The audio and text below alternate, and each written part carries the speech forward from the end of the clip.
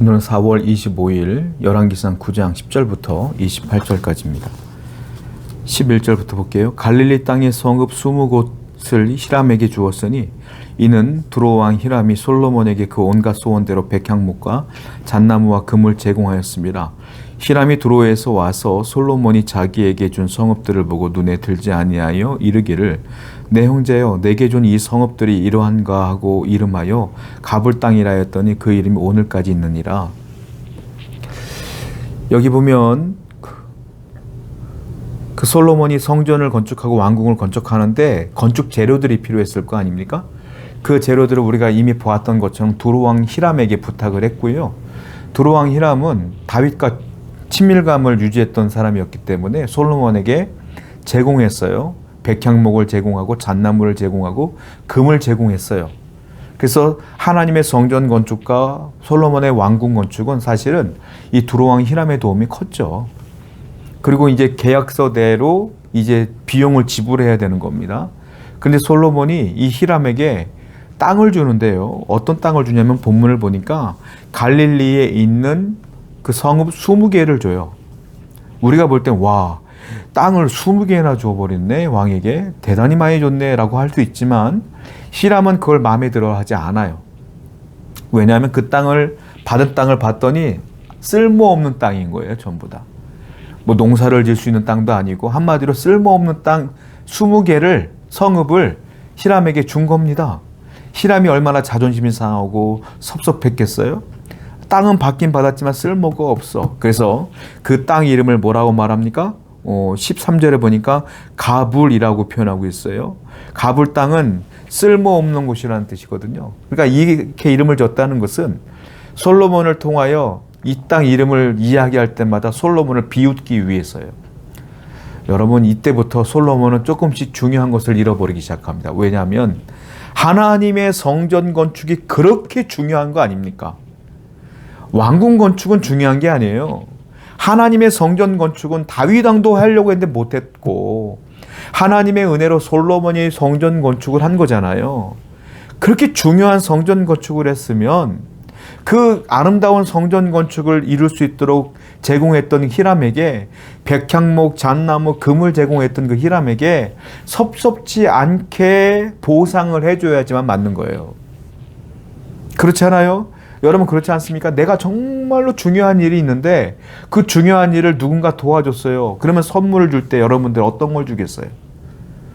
너무 고마우니까 정말로 중요하고 좋은 거 주려고 노력하지 않겠어요? 그러면 선물 준 나도 기쁘고 그 받은 사람도 기쁜 거 아니겠어요?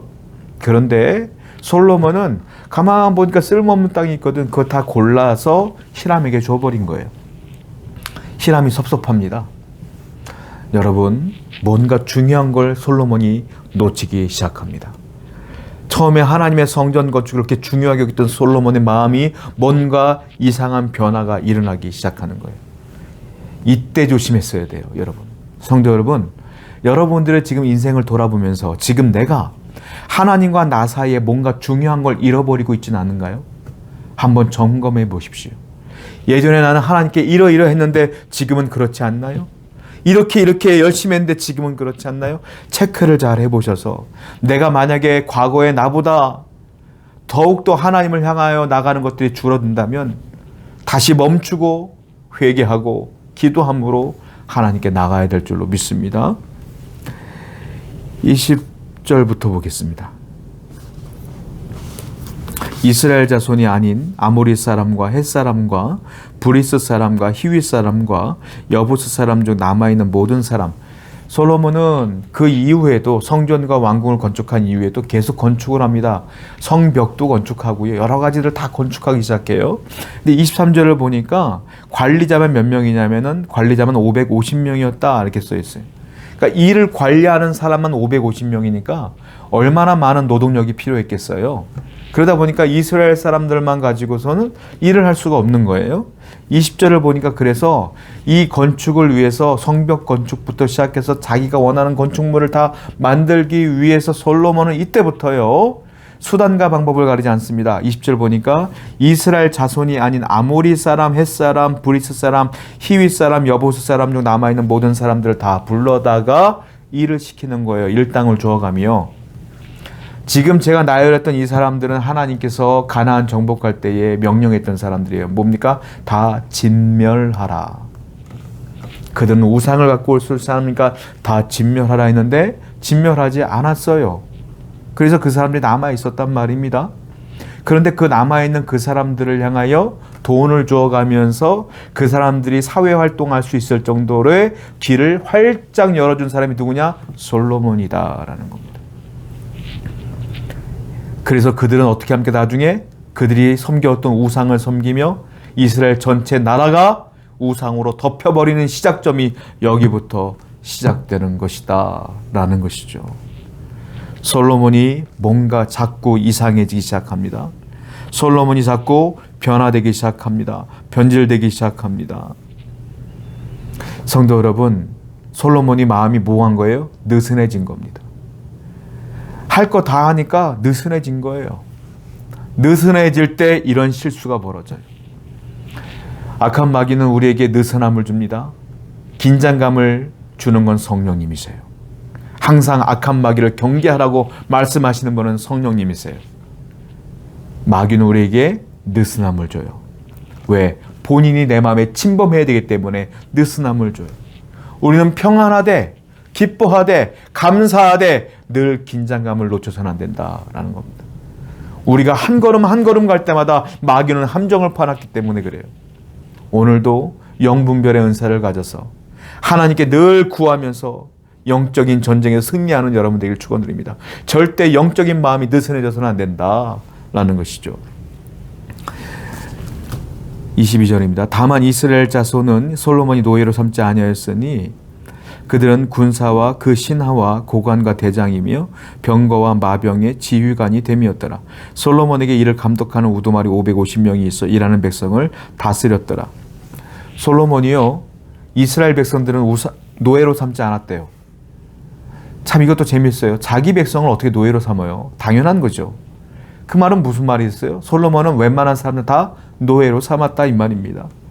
이스라엘 백성들만큼은 노예로 삼지 않고 그 노예를 관리하는 사람으로 세웠다는 거예요. 뭘로 세웠어요? 보니까 신하로 세웠고 장관, 고관, 대장, 병거, 마병 뭐 이런 것들로 세웠다는 거예요. 솔로몬이 성전 건축할 때 그 순수했던 수수했던 신앙이 좋았던 솔로몬은 어땠어요? 항상 기도하면서 백성들과 함께 예배하면서 정말로 동고동락하면서 수평적인 리더십을 발휘했잖아요. 백성들을 사랑하고 심지어 이방인들도 우리 성전에 나와서 기도하기 원합니다 라고 했던 솔로몬이 이제 이방인들은 다 노예로 삼아버리고요. 자기의 백성들은 수평이 아니라 수직적 관계로 만들었어요. 신하로, 군대 장관으로, 고관으로 자기 밑으로 다 내려버렸어요. 사랑의 변질이 시작된 거예요. 이스라엘 백성들을 그렇게 사랑하려고 했던 그 솔로몬, 부족하다고 지혜를 구했던 솔로몬, 그 솔로몬이 이제는 우리가 알고 있는 익숙해져 있는 왕으로 바뀌어지기 시작했다. 진정한 사랑이 사라지기 시작했다라는 거예요. 성도 여러분, 우리는 이 참 사랑을 잊어서는 안 되고요. 항상 내 마음이 변화되는 것, 변질되는 것들을 경계해야 된다라는 것이죠. 오늘도 여러분 서로를 사랑합시다. 우리 교회 안에서는 서로가 서로를 사랑하고 수직이 아니라 수평적으로 누구나가 하나님의 백성으로 하나님의 자녀로 서로 기도해주며 나아가는 그런 공동체가 되기를 원합니다.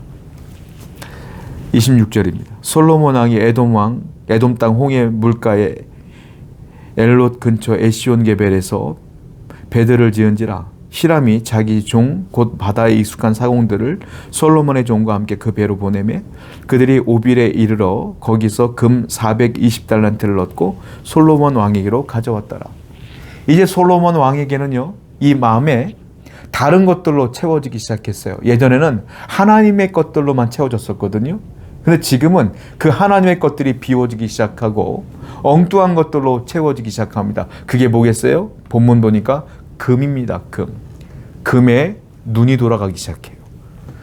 솔로몬은 금을 얻기 위해서 배를 짓고요. 히람에게 부탁해서 금을 채굴하기 시작합니다. 그래서 그 배로 금을 날라오기 시작해요. 이스라엘 온 땅에 금이 가득해지기 시작합니다. 그 금을 보고 솔로몬은 행복해하기 시작하고요. 백성들도 놀라워하기 시작해요.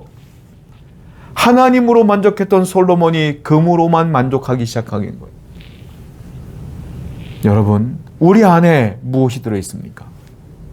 우리 안에는 하나님이 계셔야죠. 금으로, 돈으로, 물질로 채워지기 시작하는 순간 하나님과는 점점 멀어질 수밖에 없어요. 부족해도, 다른 사람들보다 덜 갖고 있어도 우리 안에 하나님이 가득하면, 하나님의 성령님이 역사하시면 그 누구보다 풍요로운 자가 성도입니다. 오늘도 하나님의 것으로 채우는 여러분 되기를 축원드립니다. 기도하겠습니다. 하나님, 우리 마음 가운데 세상의 것이 아니라 하나님의 것으로 채우는 성도 되게 해 주시옵소서. 예수님의 이름으로 기도드렸습니다.